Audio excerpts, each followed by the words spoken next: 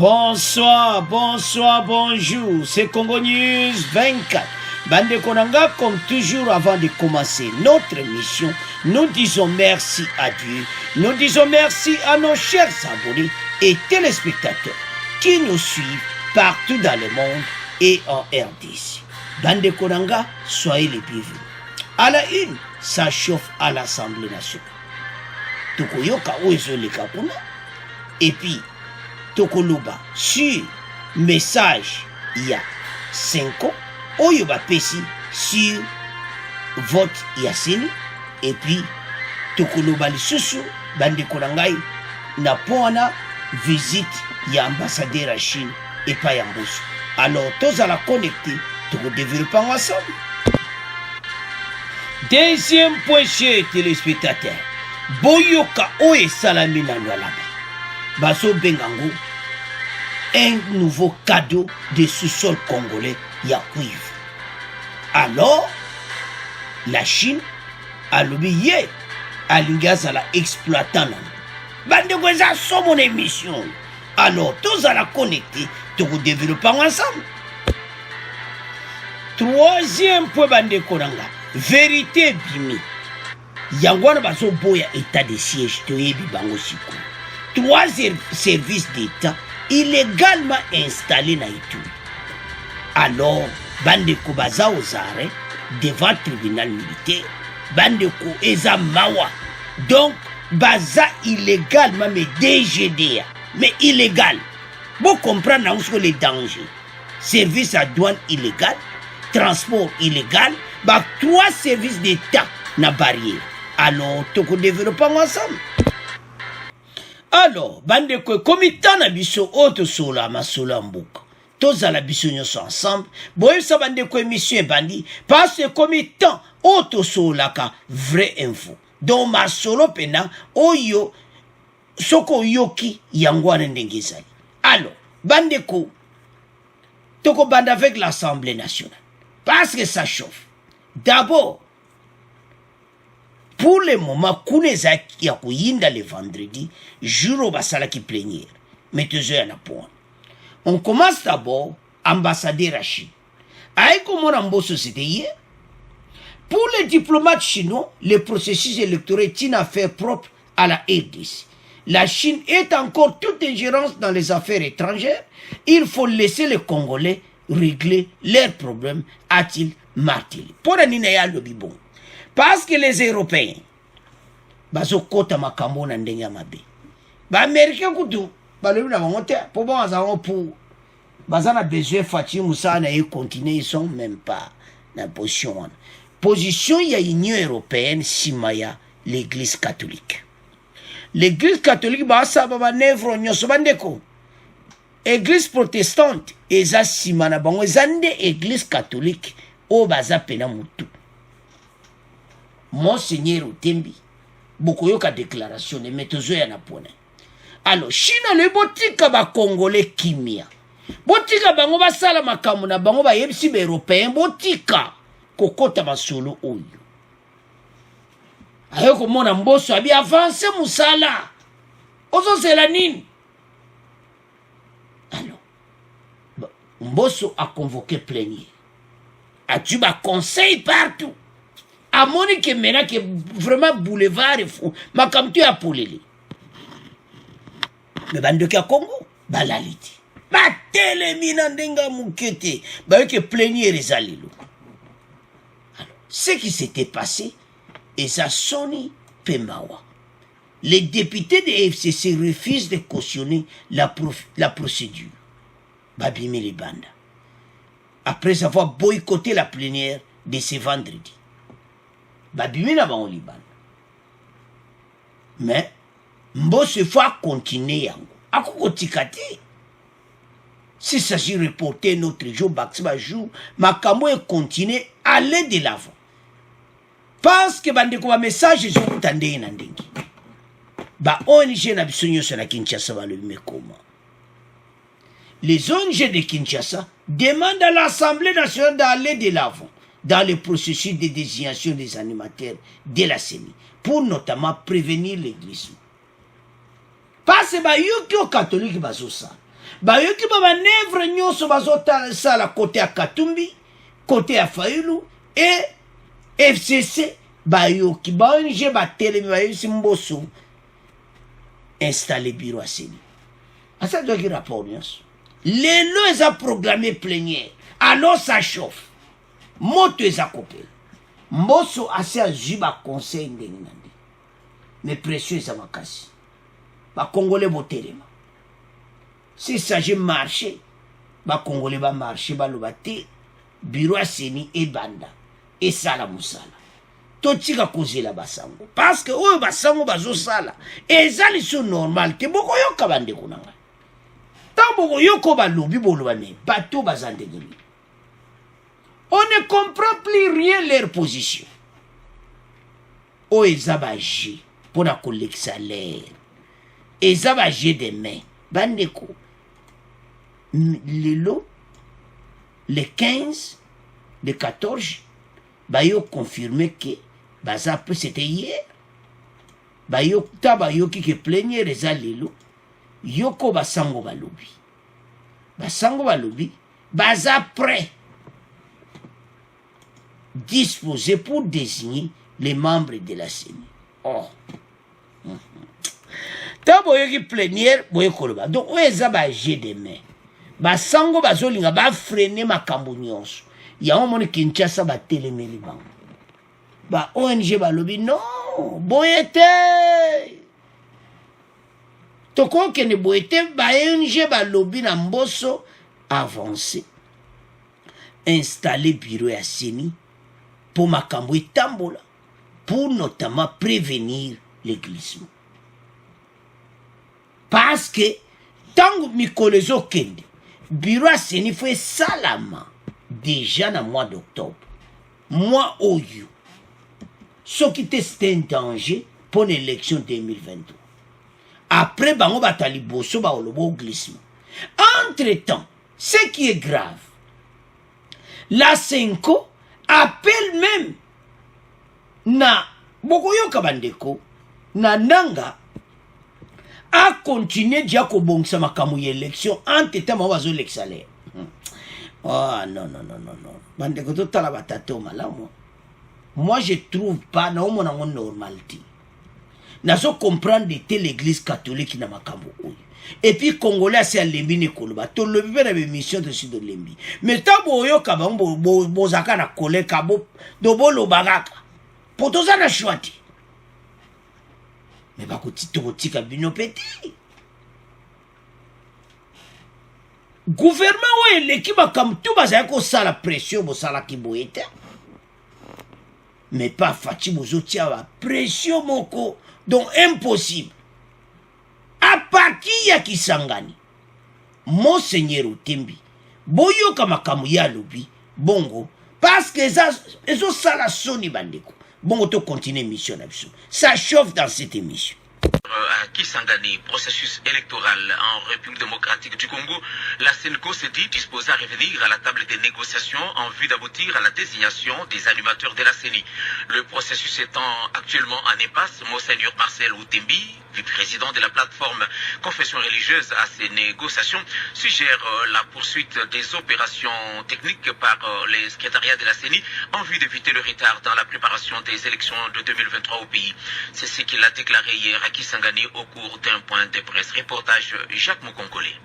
Les confessions religieuses, comme on le sait, ne sont pas arrivées à un consensus pour la désignation du président de la CENI. Pourquoi alors ne pas organiser le vote comme le prévoit leur charte? Selon le président de la Senko, Monseigneur Marcel Outembi, le vote comme mode de désignation ne peut intervenir qu'en dernier ressort si toutes les conditions sont réunies. Il s'agit notamment de valeurs de vérité, d'honnêteté, de crédibilité et de justice. Or, celles-ci font défaut, déclare le prélat catholique. Lorsqu'on s'aperçoit qu'en amont, il y a des personnes qui développent des manœuvres qui vont à l'encontre de la vérité, qui vont à l'encontre d'une valeur morale, on ne peut pas arriver à organiser un quelconque vote. Nous en sommes arrivés à ce niveau-là. Quoi qu'il en soit, le président de la Senko explique que selon la loi organique de la CENI, ne peuvent participer à ce processus que les membres de la société civile et des confessions religieuses ayant une expérience avérée en matière électorale, ce qui n'est pas le cas pour les 6 autres confessions religieuses.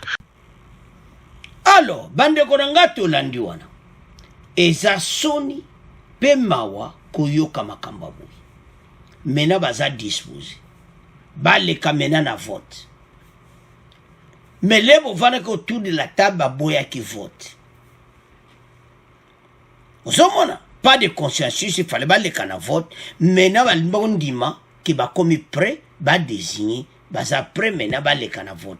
Bazo l'exa va tout l'heure. Bane me qui a bazati. Tambo kene kuna oh match oh va prolonger jour bo mi koleza koleka. Message na biso ça clair. Et pas y a président de l'Assemblée nationale. Et ça même message Kinshasa Moubaba Pessi.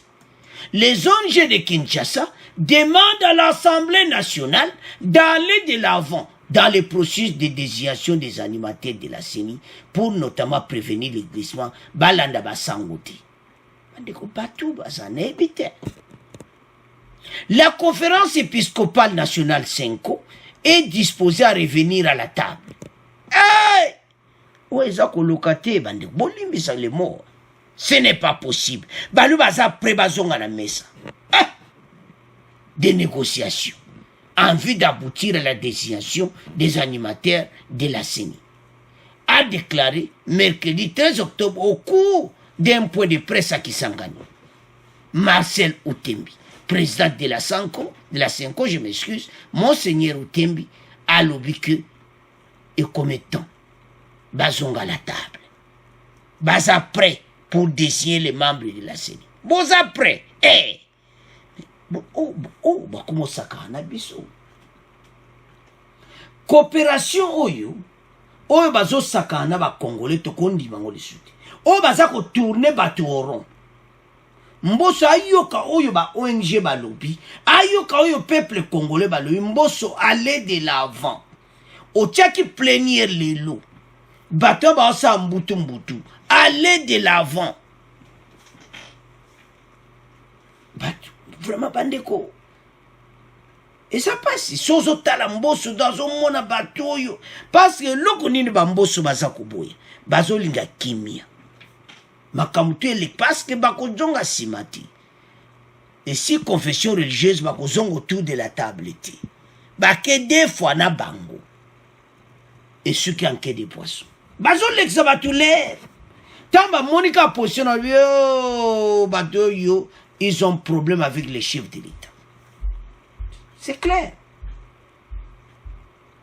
Mutu obino bozo lingati yende mutazo bongsamboka bo biso ba congolais to linga makambo catholique aza kosa.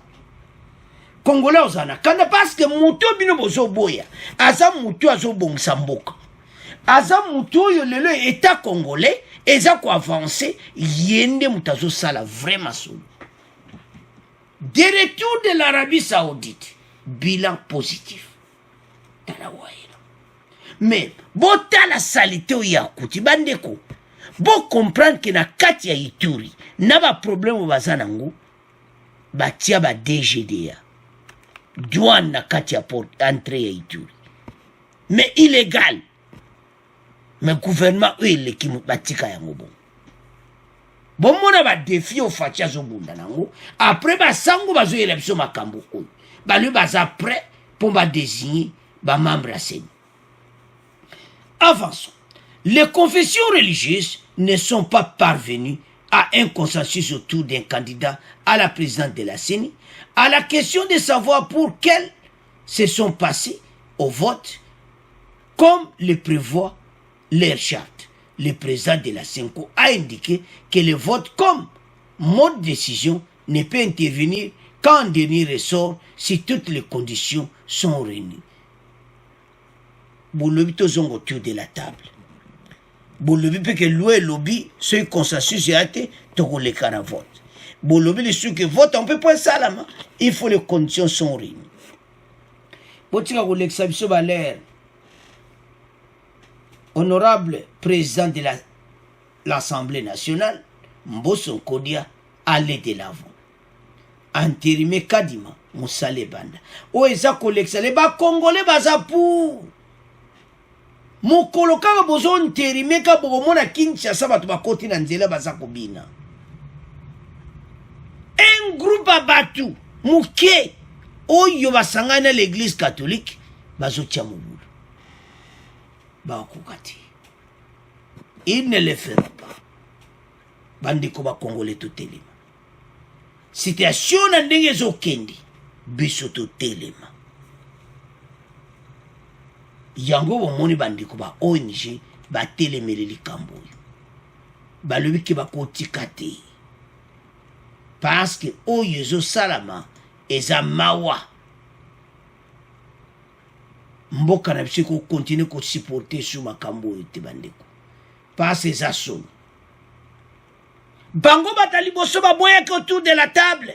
Lelo Monseigneur Utembi a parti à Kisangani a sorti un message que est comme temps tous à disposer. Biso kaka bazobati. Tous à bazoba, biso sa bazobate.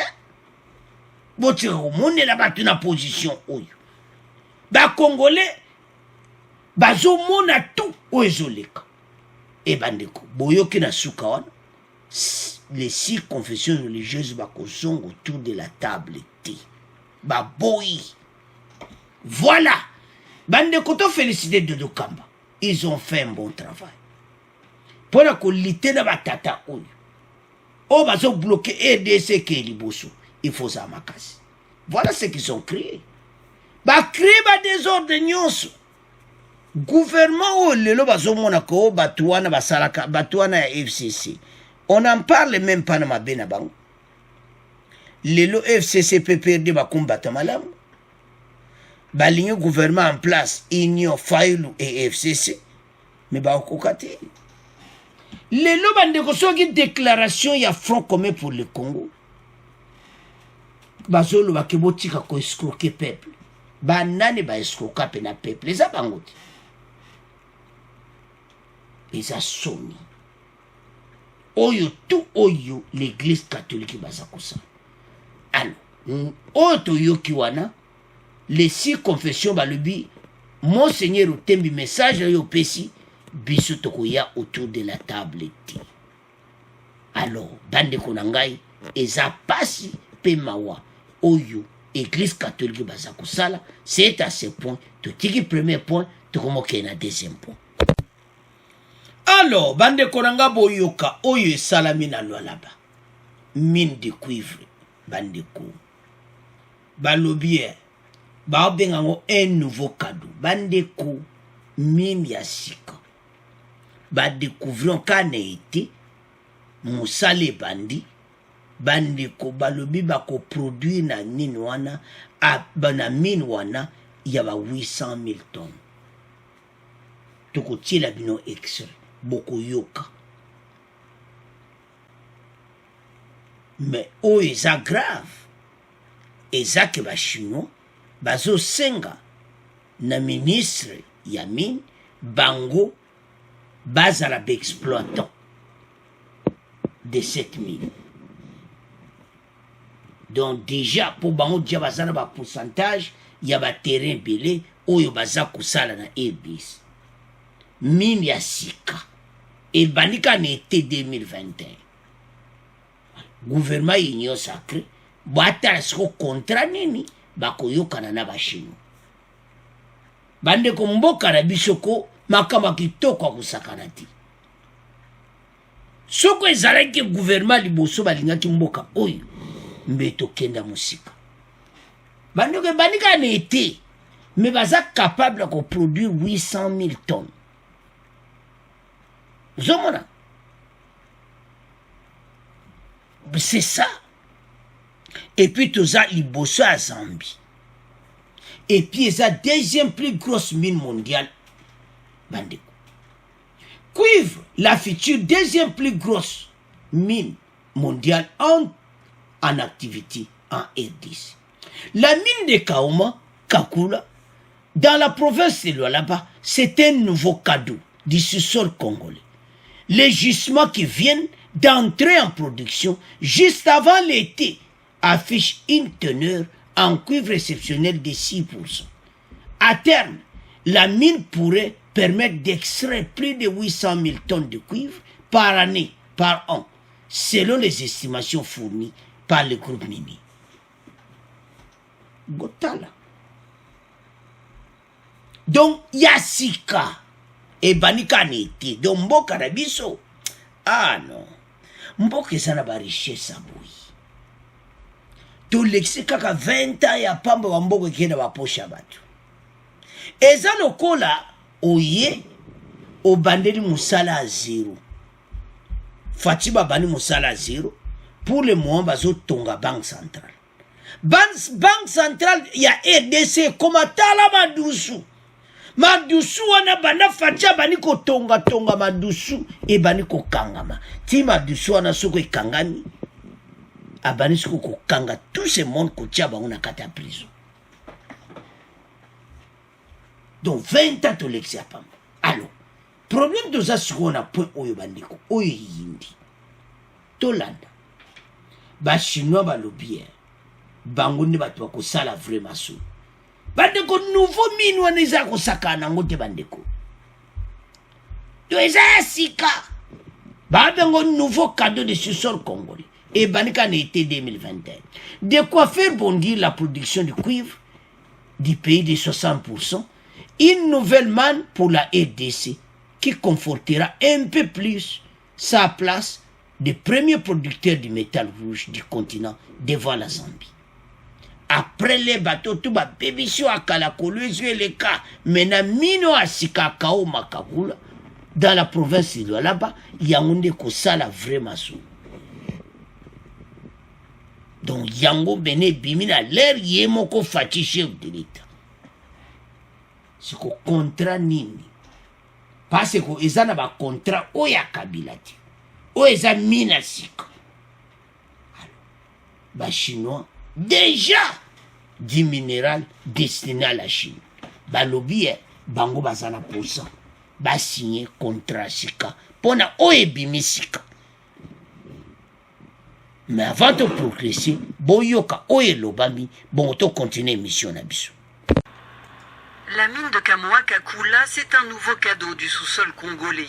Les gisements qui viennent d'entrer en production juste avant l'été affichent une teneur en cuivre exceptionnelle de 6%.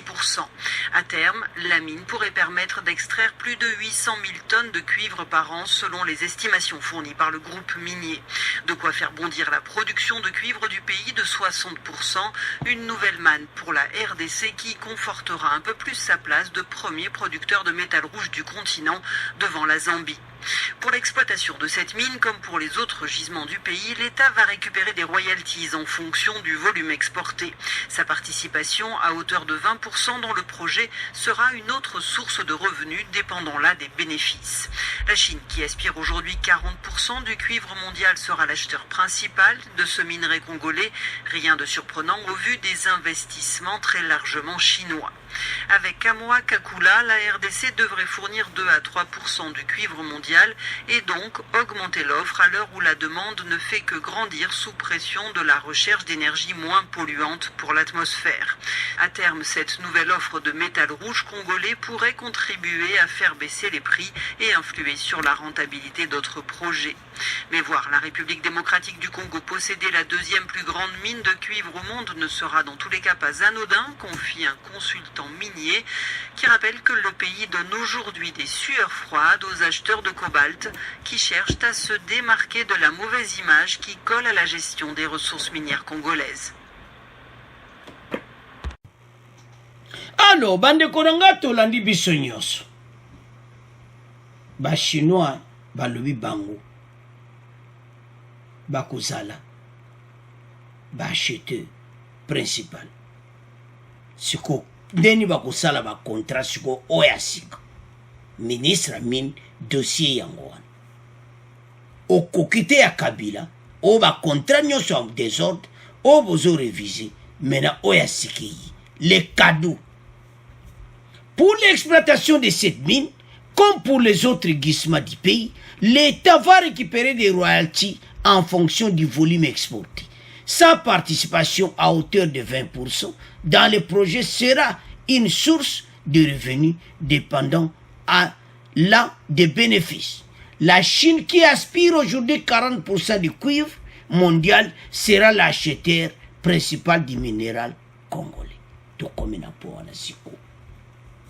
Chine alobi ye moto akozala principal acheteur nango po ye aza na nini ebele ye déjà aza na 40%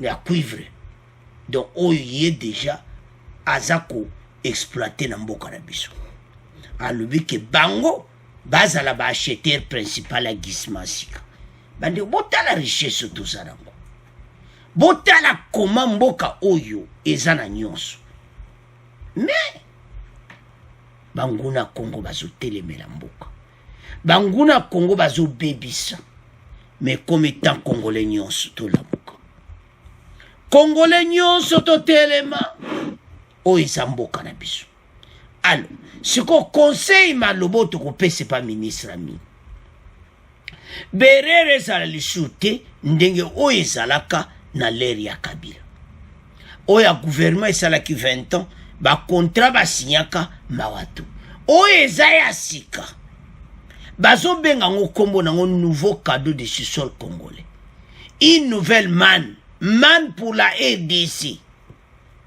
to comprendre que eza une nouvelle manne pour na mboka na biso tolandi biso nyonso wana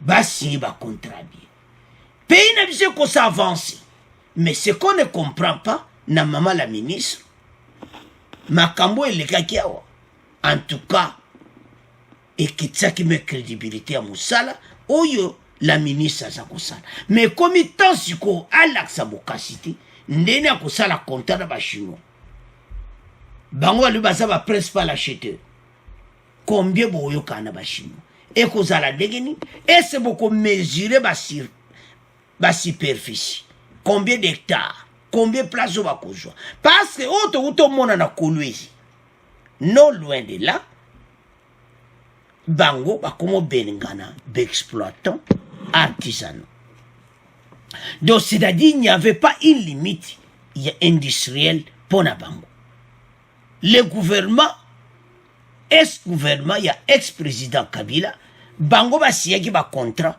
il n'y avait même pas ba limite ezalaki te parce que bango bakomba ye bakuti baartisan wana place na biso donc babele nyonso comme ya bango batimola partout et maintenant le peuple comme babani ko se plaindre que partout mboke comme mabulu partout comme ba désordre est-ce que na gouvernement oyo afachi la ministre tant ko sala contrat na ba chinois na oya sike bimbazo menga oyo kaka une nouvelle manne pour la RDC un nouveau cadeau ya sous-sol congolais ebimi wapi na Lualaba bande ko ebimi kana été oyo alors le comité sikoyo ba bongisa ba vrai ba contrat ezala ba contrat oyo ba tu ba sepela congolais s'en sortir makambo kitoko po eza soni ce qui s'est passé eza pasi pe mawa komona koma RDC mboka munene bo bande ko ngai oyo kaka na soni ba contrat ba siana ba chinois bazoye ba limite kututi chinois ye alobi wana eza place na ye ayo terrain wana eza ye mais fin de fait bosianki ba contrat ngo koma soit disant des professeurs autour de Kabila et maintenant o eza contrat sika sufachi sikoyo boko signer ndeni ba chinois balobi bango ba premier acheteur rien de surprenant au vu des investissements très largement chinois en RDC. Donc, eza kamo mutio sa komona aussi prenant. Donc, bango baza candidat valable ou ya kosomba yango pona ko exploiter. Bobong sa contrat malam. Bandeko soki gouvernement esali 20 ans babong sa ki makamba minere bien. Mboka bakokutana eto facha kuti mboka te pays bozo teka biloko cher boy tozo teka ba minéraux boy mais il n'y a même pas de route la capitale facha yo kukuta capitale banzela kutu yemu tatia sika banzela mawa pays comme la RDC ba eko tu même saut de mouton kaka les facha kuti na pouvoir. Donc, là, ça clairement d'infrastructure est zéro. Mais il n'y a pas de transport, il y a infrastructure est développement kozala te. Alors bandeko nanga bolobi nini sikoyo bachinois balobi oyo sikoyo ebimi bango bakozala principal acheteur bazobongisa dia badossier kala te barencontre kobanda babana kosigner bacontrat. Alors conseil nino bokopesa epa mama la ministre bopesa bacommentaire ete biso toza na besoin mboka ke liboso bosigner vrai bacontrat parce que oyo bacontract oyo esignaki na ex-gouvernement et décevoir bacongolais komona jusqu'à tel point que na bagouverneur bazose plaindre na bagouverneur bakomotomboka bachinois baza koexploite mosusu bayame na batitre de voyage makambo ebele illégal aye na ya bani kotimola illégalement. Maintenant oyo eza source ya financement mboka balobi kozala premier devant la Zambie. Donc osakana te production tokobimisa awa plus de 800 000 tonnes par an. Alors bandeko nanga c'est à ce point totiki deuxième point bacommentaire na bine pa mama la ministre bacontre ezala kitoko. Alors tokomokende na troisième point. Alors bandeko nanga troisième point vérité ebimi botala bandeko osumbela batikeli faci botala gouvernement oyo ya Chibala ba gouvernement oyo nde basumbeli oyo kaka sumbela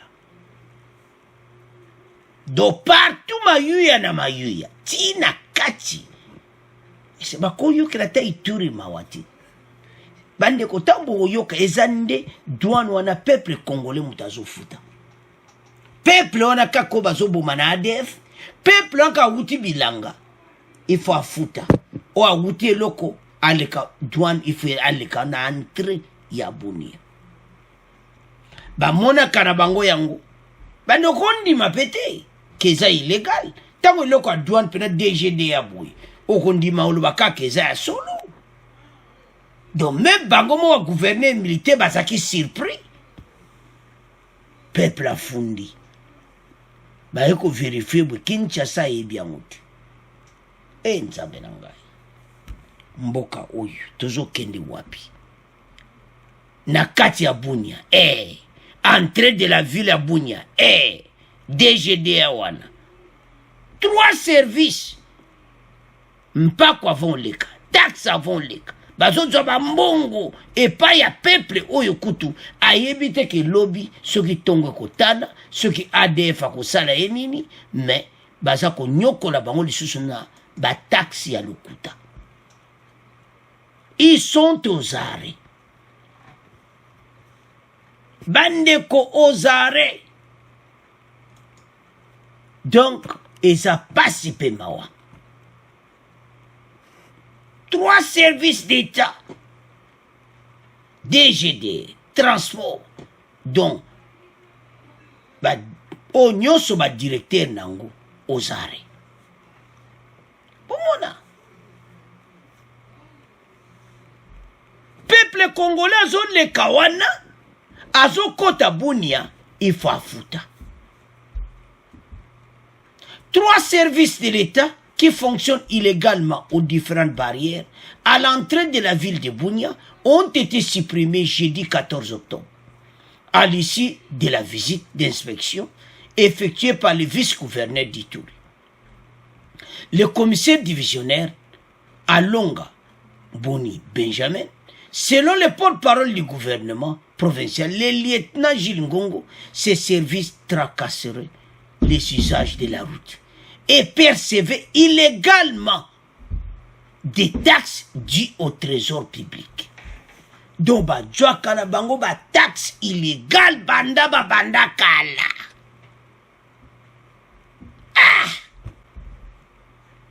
Parce que eza lokola ko o gouvernement fatia ikokuta ko bandeko. Eza lokolo yo okuta peno yo kaka. Donc na kati ya libulu po abimisa mboka oyo EDC. Ba dindisa pena EDC na kati ya libulu na mayuya. DGD ya na entre a Bunia azo nyokola ba Congolais bande oboko yoka extrait po eza soni pe pasi boko yoko bazoloba. Alors, ils sont aux arrêts les directeurs. Bango nyonso wana baza aux arrêts bazo percevoir mbongo illégalement. Non, ce n'est pas possible. Eza kitoko te. Komona koma batuyu basakani na mboka na niveau oyo bandeko tomituna nano tozwa nano yango na sens oyo peuple oyo misère oyo awuti bilanga awuti soki wapi azokota na ville ya Bunia DGDA wana ya yeba contre yemo peuple congolais ofuti mbongo ya DGDA ya douane ofuti mbongo ya Commission nationale de prévention routière ofuti mbongo ya transport de communication. Donc transport et voies de communication, donc département transport baliaka. Donc bakosa na mutu na bango en direct ya Kinshasa bazo sala masolo. Parce que ce n'est pas vrai que Kinshasa va éviter. Ah, moi, la moukiaza, ça va cop ou bandakala, bien installé par ex-gouvernement, que vous continuez qu'on nyoko la ba congolais, donc tracasserie ba car pour les kawana donc. Ozo kota Bunia kabui. Donc mutu azo bima. Tozana zone moko ezana ba problème. Tozana ba situation moko difficile, mais tozo mona makamabo ezo salama, bande konanga ezo sala pasi na mawa komona koma ba situation ya bui. Peuple congolais zo nyokoma na ndenga mokete abimi azo ya kozonga. Oh, voilà passé ici à la douane d'assises. Après, oh, le cas n'est pas commission nationale de prévention routière. Après, on a à l'équipe 3 barrières. Donc, na barrière, on a mis satu. Ba bureau mis satu au kota. Au tiki mbongo. Au tiki au fouti. Ba taxe au légui. Sukoyo, ba gouverneur militaire. Azotuna suko mbongo wana. Eza wapi. Bandeko botala epai wapi. Bazo mema mboka. Félicitations na gouverneur ya Ituri na musala oyo baza kosala. Yango zo mona balingi état de siège te o. Ba cop na bango zo kufa. Ba cop na bino bosala na gouvernement oyo eleki il fait kufa nyonso. Alors, sans plus tarder, toyoka ba vérité, bon to continuer mission na biso. En Ituri, tous les services de l'État qui fonctionnent illégalement aux différentes barrières à l'entrée de la ville de Bunia ont été déguerpis hier par le gouvernement provincial. Selon le porte-parole du gouvernement de l'Ituri, ces services tracassaient les usagers de la route et percevaient illégalement des taxes dues au trésor public. Le lieutenant Jules Ngongo indique que certains agents ont été mis à la disposition de l'auditorat supérieur militaire pour des enquêtes sur l'utilisation des recettes générées par ces services. Explication Isaac Remoyopé. Le vice-gouverneur de l'Ituri a effectué jeudi une visite d'inspection des services de l'État aux différentes barrières à l'entrée de Bunia. Il s'agit notamment de Lengabo sur les tronçons Bunia-Komanda, de Lé sur l'axe Bunia-Kasenyi et Moudzibala sur la route Bunia-Mahagi. Selon son constat, plusieurs services fonctionnaient illégalement pour tracasser les usagers des routes. Parmi ces services, il y a notamment la Direction générale des douanes et assises, DGDA, la Commission nationale de prévention routière CNPR et les transports et voies de communication Transcom qui ont été déguerpis de ces postes. Selon les responsables des cellules de communication du gouvernement provincial, ces services ont également accusé de percevoir des taxes illégalement auprès des propriétaires des véhicules. Le lieutenant Gilles Ngongo indique que leurs agents ont été mis à la disposition de l'auditeur supérieur qui accompagnait les vice-gouverneurs pour des réseaux d'enquête. 4 services sont maintenus à ces barrières, dont la Direction générale des recettes de l'Ituri, DGRPI, l'Office congolais de contrôle, la Direction générale des migrations DGM et les services de renseignement dont les rôles se limitent au contrôle des personnes et de leurs biens. Bunia, Isaac Remoyope. Alors, bandeko ba congolais toyoki. Les services de l'État installés illégalement en Ituri et qui ont été supprimés sont la Direction générale des douanes assises, la Commission nationale de prévention routière, transport et voies de communication. Bandeko aux arrêts. Bakangi bango directement. Bazokende prison batouille. Le lieutenant Gilles Ngongo Boutoyo Kalobi indique que certains agents ont été mis à la disposition de l'auditorat supérieur militaire pour des enquêtes sur l'utilisation des recettes générales par ces services. Mbongo wana c'est comme un trésor public. Et comment kati. Et je m'en clair mais à fraude. Kinshasa, oui, non, tu es bien le côté. Oh, tu es bien le côté. Ah, la Commission nationale de prévention routière, tu es bien le côté. Transport, département transport, tu es bien le côté. Alors, ministre, il y a transport makila. Makamune ni botika. Ba ministre Chibala. Makamune botike la biso aho. Nzambe na ngai. Mboka oyo. Donc batu bazo leka na ba voiture donc bazo futa na ndenga mukiti. Peuple congolais zo débrouiller na ye. Na ba moto. Donc moto nyonso akoleka wana fatika taxe. Problème c'est quoi yengai. Mbongo wana bake esia wapi. Comment le problème? Gouverneur militaire à lui, ce n'est pas possible. Yango bande ko boso mona guerre oyo ezana ba problème ebele na kati a régler. Yango ba gouverneur ba comprendre. Boyebi ke les missions eleke ba lega ki de maison à maison.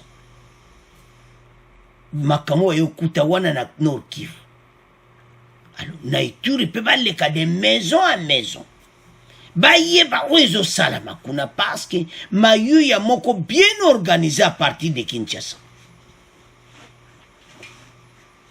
Et cause na bana mutre momo ka DGA. Même en direct à Kinshasa, ba coopérer. Nous avons un problème sérieux. Le gouvernement Kabila, batu nyonso wana, bazana ba service style lo basalaka. C'est un danger. Pour basalaka baza batu yo, ba mona kana bango l'arti. To éviter ce problème, ni soka ba kangyo tunika muta perdu. Donc, ba comment na banka ko benda balada ndenga mukiti. Bande bota la situation. Et ça passe, hein? Mboka oyo batu bazana ba problème. Oyo ça ko lokate. Batu bazana ba problème d'abord na ba ADF. Batu bazana boma batu. Chauffeur kunda otamusana yebite na nzela so kuta na mbiskat. A yebite mettant azo bima na bunia ntango azo zonga il faut foutre ba taxe on peut leke na l'état et que na l'état te et que na ba poche batu. Alors, basa auditorat militaire. Parce que le gouvernement militaire nous te dirige. Si quoi yo vérité bimi. Vérité en ozani. Bateau nyonso bazolo ba ke état de siège za mabe. Bangonde bazara ba cop na ba cop ezo kufa. Ouza ba cop moko bien organisé.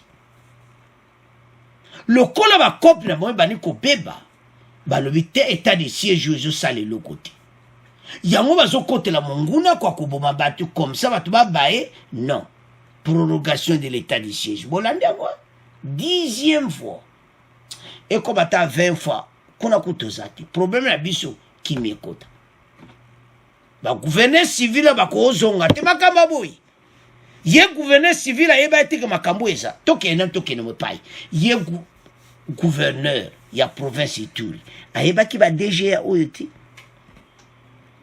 Et c'est mbongo za okota na province ya Ituri.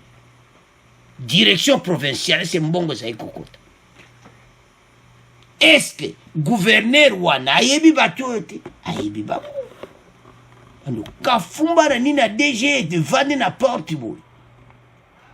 Mais illégal.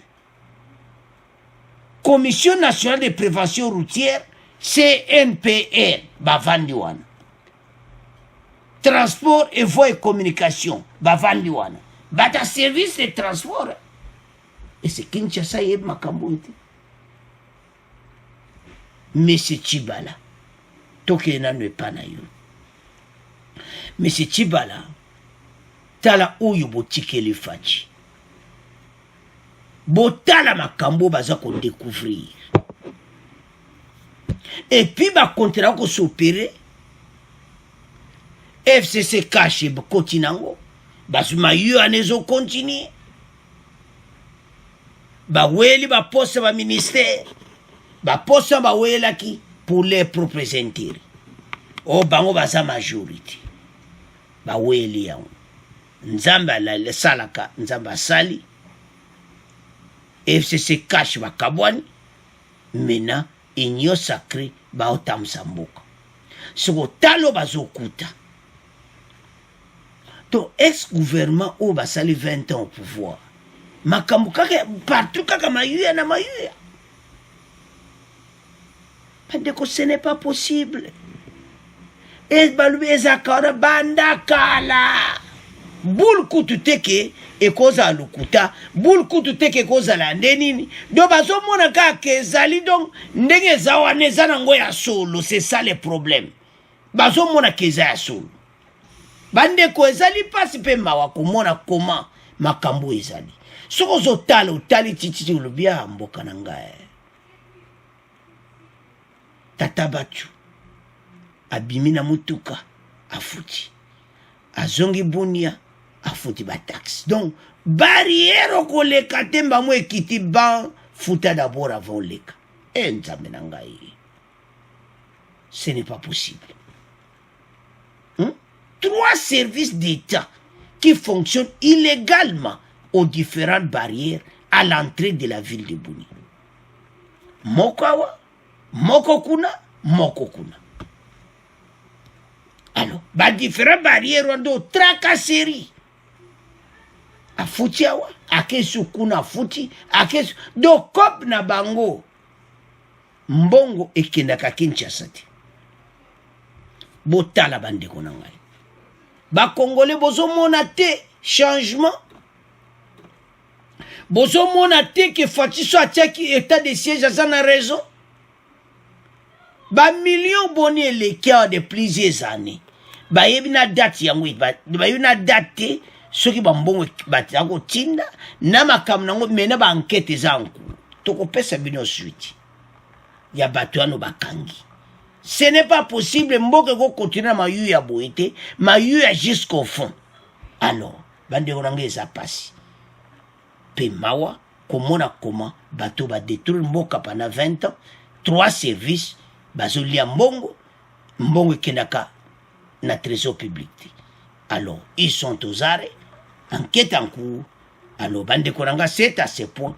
To comment clôturer mission na biso bo abonner massivement bo continuer ko partager bande korangai au revoir à la prochaine.